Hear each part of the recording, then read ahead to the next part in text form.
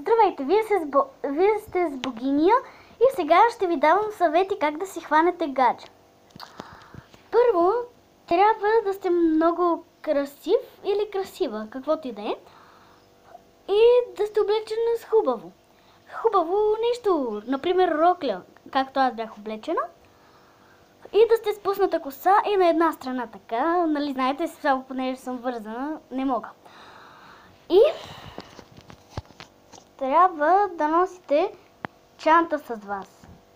Не знам защо, но момчетата я харесват. Трябва да сте начервирана, да носите гердани и гривни. И трябва и да носите и часовник, защото момчетата го харесват много. Например, моето гадже Мирослав, Миро, да, аз така го наричам, той е много готин, само че му пораснаха зъбите изкривени. Добре. И след това той ми подари много неща, гривни, цветя. И ми подари една картичка, където пишеше "Обичам те" и ме беше нарисувал. Той, между другото, е художник.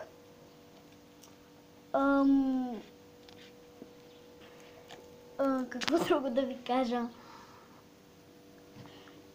И трябва, за да си хванете гадже, да споменаш ли, че трябва да имате грим?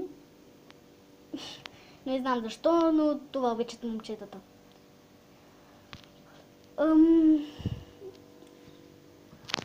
И той ми подари даже и картини, където аз съм с рокля и с една моя приятелка се състезавахме по танци и по пеене. И всички ми казаха, че аз пея много хубаво, но аз не мисля така. И с една моя приятелка се състезахме, да, казах ви го. И всички викаха за мен. И това, ако всички викат за вас, момчетата ще се влюбят за вас. Момчетата ще се влюбят в вас. И това беше. Ако ви е харесало, дайте по един лайк и се абонирайте. Довиждане!